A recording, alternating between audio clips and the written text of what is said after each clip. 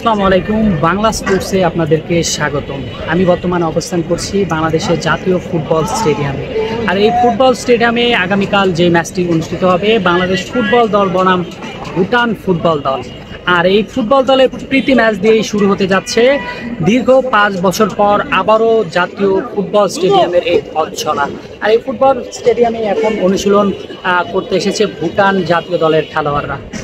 ভুটান শক্তিমত্তার দিক থেকে বাংলাদেশ থেকে অনেকটা এগিয়ে, তবে সাম্প্রতিক যে পারফরমেন্স, সেই পারফরমেন্সের বিচারে কিন্তু হচ্ছে বাংলাদেশ ভুটানের থেকে ভালো পারফরমেন্স করছে। সেই সাথে শুধু ভুটানের সাথে না, বাংলাদেশ ইন্ডিয়াকে কিন্তু হচ্ছে কাবু করে ফেলেছিল গত ম্যাচ আপনারা দেখেছেন। সব কিছু মিলে শক্তির বিবেচনায় আসলে ফুটবল হয় না। বাংলাদেশের ফুটবলের বর্তমান যে দল রয়েছে, সেই দল কিন্তু হচ্ছে শক্তির বিচারে খুবই একটা ভালো একটি দল। বাংলাদেশের দলে অন্তর্ভুক্ত হয়েছে ইংলিশ প্রিমিয়ার লিগে খেলা হামজা দেওয়ান চৌধুরী, সেই সাথে ফাহমিদুল হাসান, তিনিও বড় একটা লিগে খেলে এসেছেন, বাংলাদেশের দলে অন্তর্ভুক্ত হয়েছেন।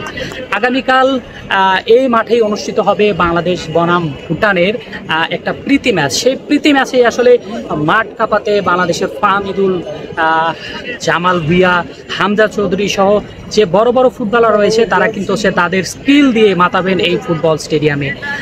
হামজা চৌধুরী এর আগে হচ্ছে বাংলাদেশের হয়ে খেলেছেন, তবে দেশের বাইরে ইন্ডিয়ার বিপক্ষে।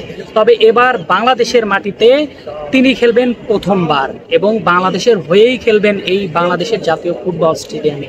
বাংলাদেশ ফুটবলের এই নান্দনিক স্টেডিয়ামেই আগামীকাল শক্তির লড়াইয়ে মাঠে নামবে বাংলাদেশ ফুটবল দল।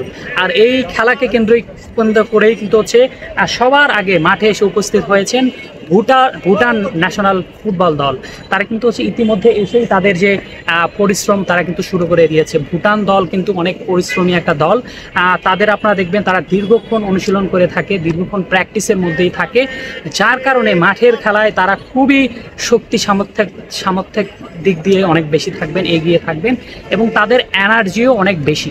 সব কিছু মিলে ভুটান বাংলাদেশ ম্যাচে চ্যালেঞ্জ থাকবে বাংলাদেশের। সেই চ্যালেঞ্জকে মোকাবেলা করতে পারবে কিনা জামাল বাহিনী বা হামজা চৌধুরীরা, সেটি এখন দেখার বিষয়। সব কিছু মিলে জামাল ভুঁইয়া এবং ভুটান দলের জন্য প্রস্তুত বাংলাদেশের জাতীয় এই ফুটবল স্টেডিয়াম। এই ফুটবল স্টেডিয়ামে দীর্ঘ 5 বছর পর আবারও ফিরেছে ফুটবলে। আর এই ফুটবলের মহারথে এবার নতুন করে যোগ হয়েছে বাংলাদেশের সাথে বড় বড় সব ফুটবল প্লেয়াররা। তাদের সেই জাদুর ভেলকিতে ভুটানকে আসলে পরাস্ত করতে পারবে কিনা, এটি এখন দেখার বিষয়। আগামীকাল সন্ধ্যা ঠিক 7টায় শুরু হবে বাংলাদেশ বনাম ভুটানের এই প্রীতি ম্যাচ। এই প্রীতি ম্যাচে এখন হামজা চৌধুরী এবং ফয়সাল মাহমুদরা কেমন পারফরমেন্স করে, সেটি দেখতে চোখ রাখতে হবে বাংলাদেশ বনাম ভুটানের মধ্যকার ম্যাচে।